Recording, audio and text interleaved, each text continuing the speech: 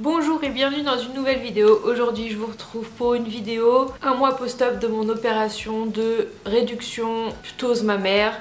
On est plus sur le terme finalement réduction d'après le chirurgien. Je vais vous expliquer la différence des deux termes juste après. Je me suis fait opérer le 26 octobre et du coup ça fait un peu plus d'un mois que je me suis fait opérer, donc je vous fais un petit bilan depuis la vidéo que je vous ai faite sur l'opération où je vous ai repris pendant mon opération. Si vous l'avez pas vu, je vous la mettrai dans le petit i qui s'affiche en haut à droite de l'écran. Et je vous ai laissé à quelques jours post-op. J'étais rentrée chez moi je crois le dimanche après m'être fait opérer le mardi si je me trompe pas. Du coup je vais vous raconter ce qui s'est passé depuis le rendez-vous chez le chirurgien à 3 semaines post-op et je vais répondre aux questions que vous m'avez posées sur Instagram. Du coup si ça vous intéresse, eh bien restez avec moi. Alors je vous ai laissé quelques jours après l'opération. J'ai été en arrêt de travail, j'ai repris le travail début novembre je crois, c'était ça. Pendant ce temps-là, eh bien j'ai eu les soins infirmiers tous les jours pour les piqûres anti-phlébite, voilà. J'ai eu une prise de sang pour vérifier que mon taux de plaquettes remontait bien et ça a été le cas, donc ça s'est arrêté. C'était combien de temps les piqûres? C'était une semaine je crois. Une semaine et tous les 2 jours j'avais les pansements. Franchement ça a évolué super bien, j'ai eu des bleus qui se sont développés au niveau de la poitrine. J'avais du coup des strips tout le long des cicatrices et du coup on faisait le pansement, donc en fait elle désinfectait avec un produit antiseptique et puis elle remettait un pansement par dessus. Je prenais ma douche comme je pouvais. Généralement je me lavais les cheveux quand elle passait parce que je me dis comme ça au moins si je mouille le pansement c'est un peu moins grave parce qu'elle le changeait juste après. Le chien des voisins qui fait des siennes. Donc je disais que les pansements, j'avais des pansements imperméables. Je vous ai mis une photo dans la vidéo justement, je vous parle de mon opération, j'avais vraiment des pansements sur les côtés plus un pansement sur le devant. Donc voilà, plus la brassière de contention sur le dessus. Donc voilà, j'ai fait mes 15 jours de pansement et puis au bout de 15 jours, et elle a enlevé et elle a pas remis en fait. Et je trouvais ça super bizarre, j'ai dit oulala, juste la brassière comme ça sur les cicatrices, me dit non, c'est cicatrisé, c'est bien cicatrisé. Donc du coup, il n'y a pas de souci, tout ça. Elle m'a dit vous pouvez quand même mettre une compresse si jamais vous avez peur, tout ça. Du coup, au bout de 15 jours, j'ai porté la brassière de contention sans les pansements. Et c'est à ce moment-là que j'ai repris le travail. C'était toujours la nuit que c'était un petit peu compliqué au niveau des douleurs, au niveau des cicatrices quand je me tournais. Sinon c'était aussi en voiture, dès qu'il y avait un casse-vitesse quoi que ce soit, ça me faisait mal, mais c'était vraiment des douleurs vraiment minimes en fait, mais c'était plus la nuit que ça me gênait. Donc j'ai repris le travail, tout ça. Et à 3 semaines du coup post-op, je suis allée voir le chirurgien qui m'a opéré du coup, donc je suis descendue à Nantes et il m'a demandé d'enlever ma brassière, tout ça. Et puis il était surpris que j'ai plus les strips parce que l'infirmière avait enlevé les strips en m'enlevant le dernier pansement et en fait c'était tellement bien cicatrisé et propre, net, où on n'a pas remis de strips et donc il a trouvé ça vraiment très très bien. Il a fait une photo parce qu'il avait déjà fait une photo avant et franchement c'était impressionnant le résultat. Il m'a dit qu'il m'avait enlevé 460 grammes d'un côté et 430 grammes de l'autre, ce qui est énorme. D'ailleurs j'ai re-signé un papier chez la secrétaire parce que du coup l'opération a été finalement prise en charge par la sécu, ce qui fait que ça change un petit truc, donc du coup j'ai re-signé un papier.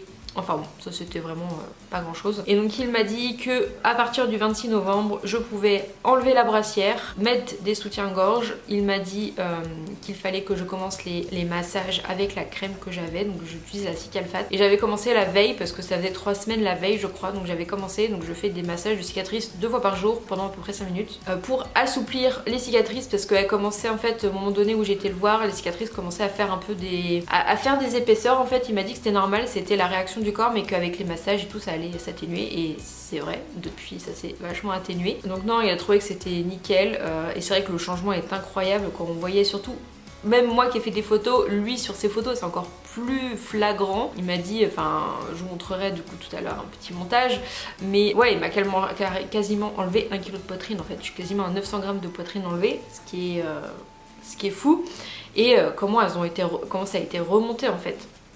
Et c'est ça que je voulais dire au tout début, la différence entre réduction et cure de ptose. La ptose, c'est quand on a une hypertrophie, donc moi c'était mon cas, c'est-à-dire que la poitrine descend beaucoup, donc c'était mon cas. Et en gros, la cure de ptose, ça permet juste de remonter la poitrine, donc c'est-à-dire qu'on enlève juste la peau.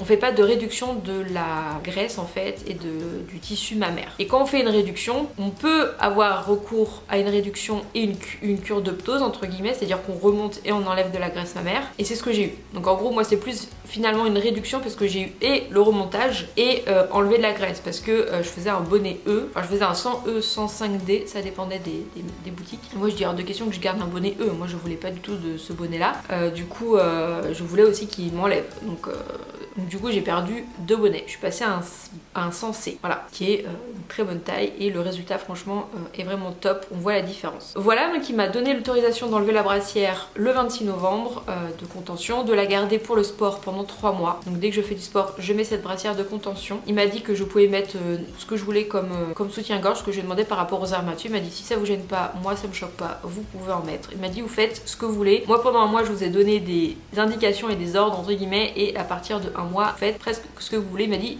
je veux juste que vous les massiez les cicatrices au moins 2 fois par jour avec la crème. Du coup voilà, nickel, j'étais super contente et je le revois donc mi-février, donc 3 mois après ce rendez-vous, donc ça fera à peu près quasi 4 mois post-op, presque, parce que j'étais à 3 semaines quand j'ai été le voir et donc on a repris rendez-vous 3 mois après. Normalement il me revoit à 3 mois, à 6 mois et à 1 an, si je me trompe pas. Donc voilà, donc du coup dès le 26 j'ai enlevé la brassière pour aller me coucher parce que la journée je l'ai quand même gardée, et vu que j'avais pas de nouveau soutien-gorge parce que j'ai été que le 27, d'ailleurs vous avez eu le vlog la semaine dernière, et ben ça m'a fait super bizarre, j'ai eu des douleurs sans la brassière la nuit, surtout pour se retourner en fait, c'est surtout que ça tire sur les cicatrices et c'est ça qui fait un petit peu mal. Et du coup bah en fait ça s'est atténué avec le temps parce que maintenant j'ai beaucoup moins de douleurs la nuit, j'ai plus de douleurs quand je conduis, c'est vraiment juste la nuit en fait quand je peux me retourner un peu brutalement et que ça tire, c'est tout.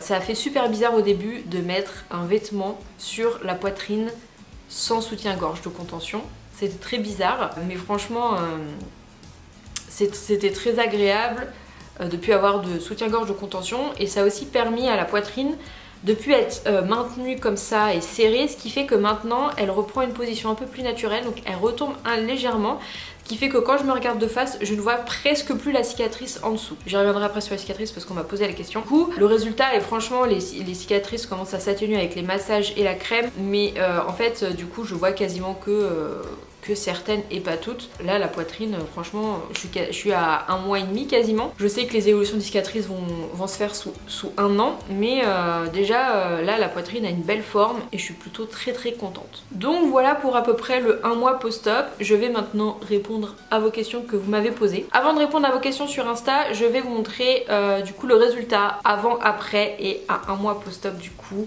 Ce que ça rend, je vais cacher ce qu'il y a à cacher, voilà quand même, hein, on va garder un peu d'intimité, mais voilà la différence en fait avant après, et ce qu'on s'est rendu compte avec le chirurgien surtout c'est que j'ai un grain de beauté à un endroit, ma poitrine arrivait à ce grain de beauté avant, et maintenant et ben en fait ça a vachement remonté quoi, enfin c'est impressionnant je trouve le résultat. Donc voilà, je sais pas ce que vous en pensez mais le résultat est top, j'en suis très contente, j'étais tout de suite contente même avec les cicatrices par rapport à avant, il y avait pas photo. Donc la première question qu'on m'a posée c'est est-ce que ma poitrine d'avant me manque? Je vous remets le résultat avant-après. Est-ce que vous pensez que cette poitrine d'avant me manque?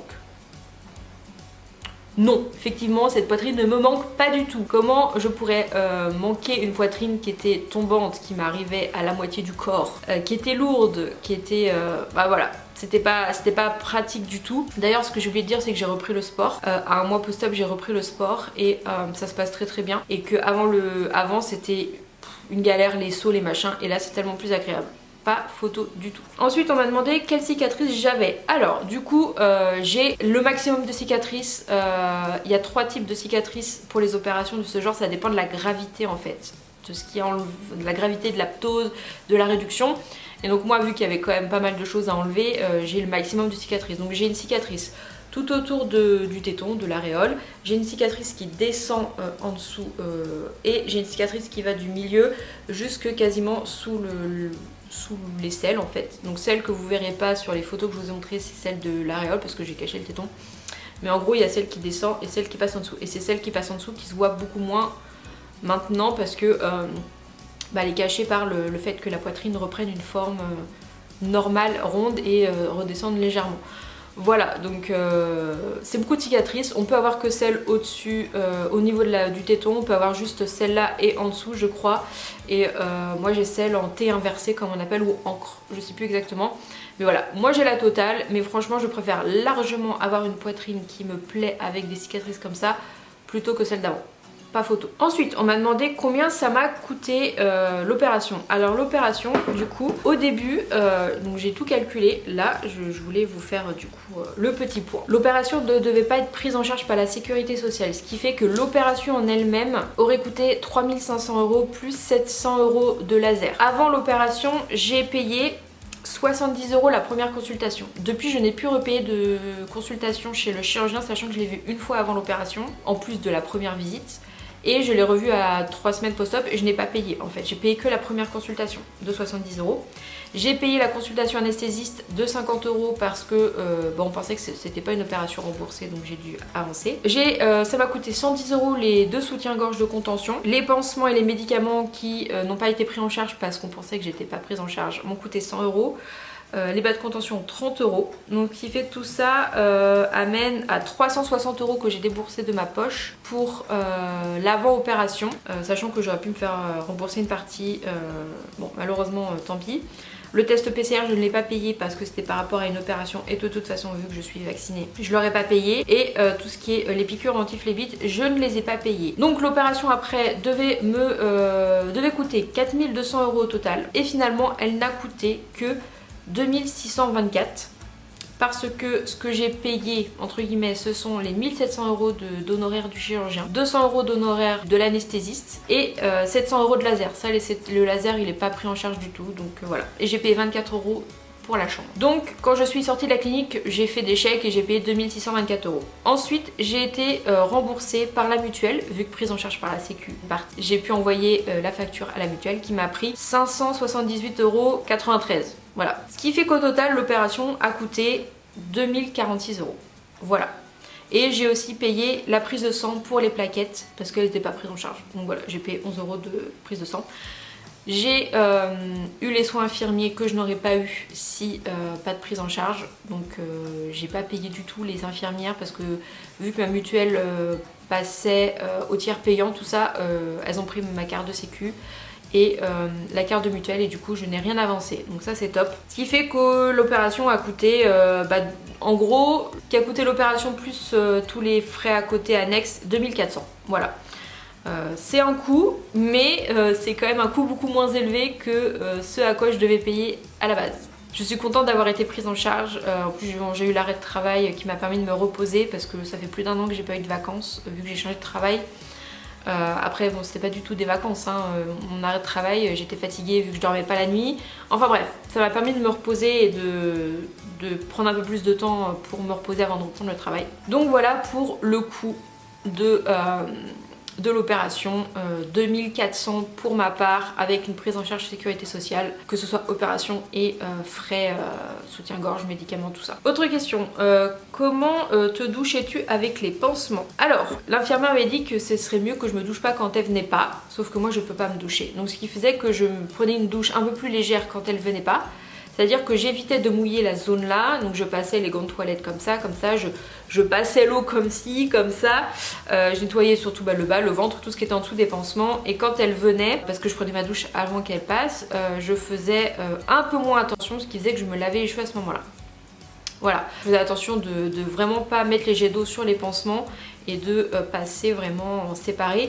Et quand j'ai enlevé les pansements, je le nettoyais à la mano en fait. Je mettais le savon sur mes mains. J'avais un savon que j'avais acheté quand je me suis fait tatouer en fait le cadum là, hypoallergénique machin, du coup je l'avais gardé et je me nettoyais avec ça au niveau de la poitrine et au niveau des cicatrices. Je lavais à la main. Maintenant je passe le gant de toilette. Et je rinçais. C'est vrai que j'avais un petit peu peur au début de laver à la mano, mais il était temps de laver. Je pense que ça faisait 2 semaines que ça n'avait pas été lavé au savon, enfin vraiment un gel douche. Alors elles avaient beau nettoyer avec un produit antiseptique, c'est pas du tout pareil. J'avoue que ça commençait à sentir un petit peu le renfermer là-dedans. Donc voilà pour à peu près la douche.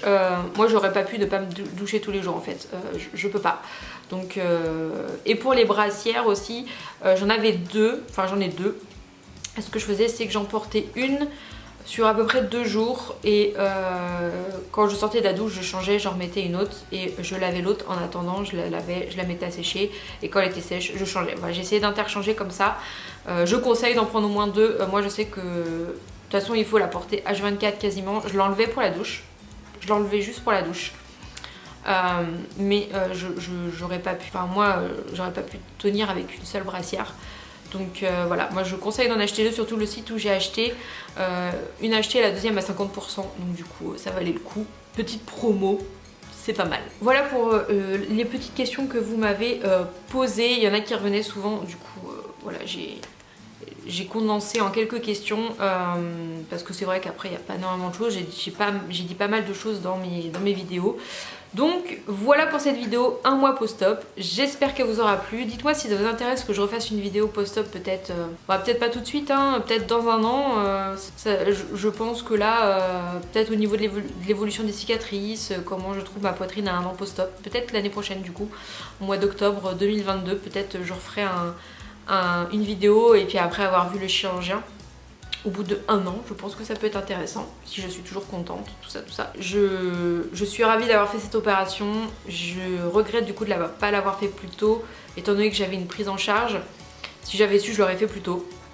Bon, ça a été comme ça, j'ai beau avoir vu 2 chirurgiens, les 2 m'avaient dit pas de prise en charge, donc du coup je pense que si... voilà, ça aurait été comme ça, je pense que... C'est vrai qu'ils ont été assez surpris, que ce soit le chirurgien ou même l'infirmière, du fait qu'il y ait autant entre guillemets et que ça pèse autant. Donc voilà, comme quoi des fois, comme le chirurgien m'a dit, c'est rare qu'on se trompe. On se trompe des fois dans ce sens, mais on se trompe jamais dans l'autre. C'est-à-dire qu'ils vont jamais dire à quelqu'un vous allez être remboursé et qu'alors en fait il l'est pas. Ça n'arrive jamais, mais ça arrive des fois, comme il dit, qu'il y a des surprises et qu'on découvre pendant l'opération que finalement il y a prise en charge. Et effectivement c'est mieux que ça se passe dans ce sens-là que dans l'autre. Mais il a dit que ça n'arrivait jamais dans l'autre. Voilà. J'espère que cette vidéo vous aura plu et on se retrouve du coup la semaine prochaine pour le Weekly Vlogmas samedi et dimanche pour une nouvelle vidéo. A bientôt.